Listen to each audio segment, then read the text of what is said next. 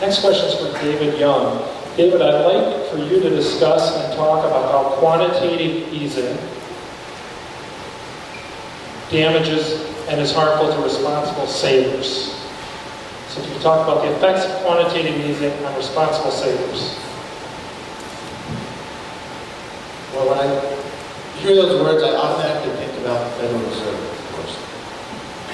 And I would like to have the Fed audited, of course. But I'd like to have every agency audited as well. I would put something at the end of each bill that says, subject to public auditing to make sure that funds are, we know what's going on with our funds. These are taxpayer funds. One thing about the Federal Reserve is, I don't like it when they mess in fiscal policy and tax policy. And quantitative easing, Cody, is something that it's harmful to our economy. I'd like to see Bernanke out of there. I'd like to see the Federal Reserve audited, and I need to do a little more research on it. So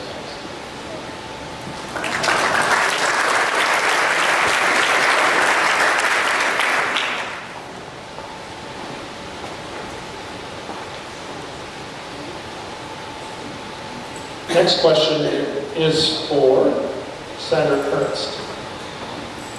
As a United States Senator, I would like you to address how you would tackle skyrocketing student loan debt, which prevents many students from the financial flexibility to purchase homes and start businesses. That is a huge question, and I think if we knew that answer, we would already be hopefully implementing that. But it is a huge concern out there. I do have a daughter that's a freshman in high school. She is thinking ahead about what she wants to do in college. So we do have to have reasonable rates for those students that are going off to college. We can't help that with those students that have already been there. They already have debt.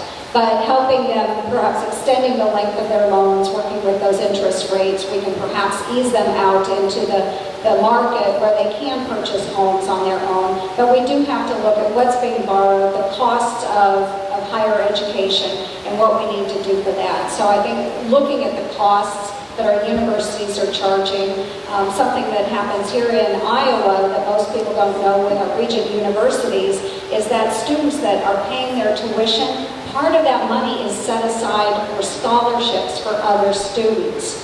So that's something that we need to address, and we need to start here in Iowa by taking a harder look at that.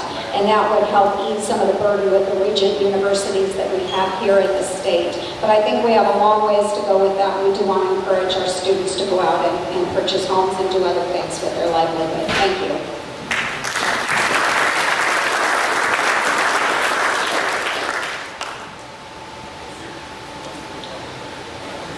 Next question is for Matt Whitaker. Matt, assuming you are our nominee, how would you attract Democrats and independents to vote for you? Well, with all these good candidates, I almost have to reject the premise of your question, but let's assume we got a great set of candidates here, and I'm proud to be one of them. You can go ahead and clap. That's good. Listen, I think Iowans, any state that elects Senator Grassley and Senator Harkin takes a careful look at all of the candidates that are before them in the general election.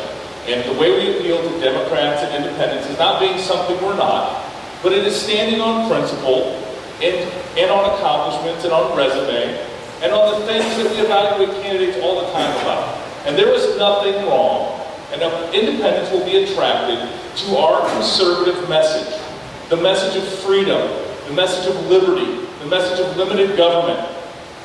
Iowans I talk to, just like you, are sick and tired of the federal government having a one-size-fits-all solution to every problem that's a 1,000-page act and spends $1 trillion. And so it is talking in common sense, plain language to everyday Iowans and campaigning hard and standing on your record and talking to your neighbors. And that's how we're going to win this election. And any of these candidates are going to be better than Bruce Braley when we explain that Bruce Braley voted for TARP, cap and trade, bailouts, stimulus, and oh, by the way, Obamacare.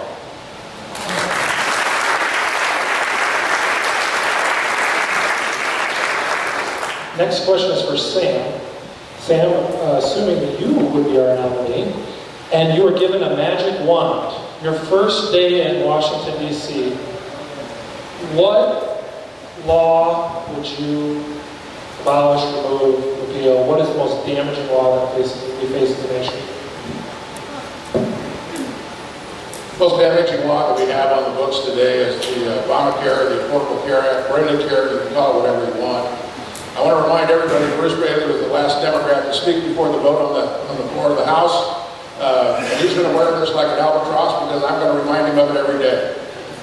Bruce Braley is not the person you need as the next senator. So if a magic wand, I'm going to get rid of the Affordable Care Act. And if I get my second wish, it's going to get rid of Dodd-Frank. And that's the one that is controlling and running local banking and all of these things around here.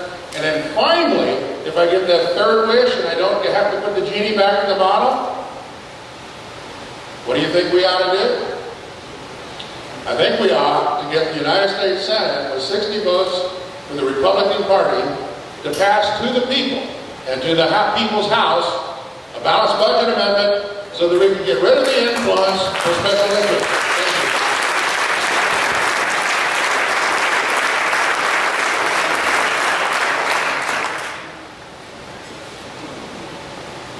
Scott, I would like you to just come on forward and talk a little bit about the role of government in our country and where does government play a role?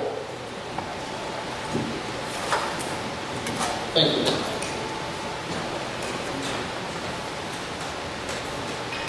Regarding government,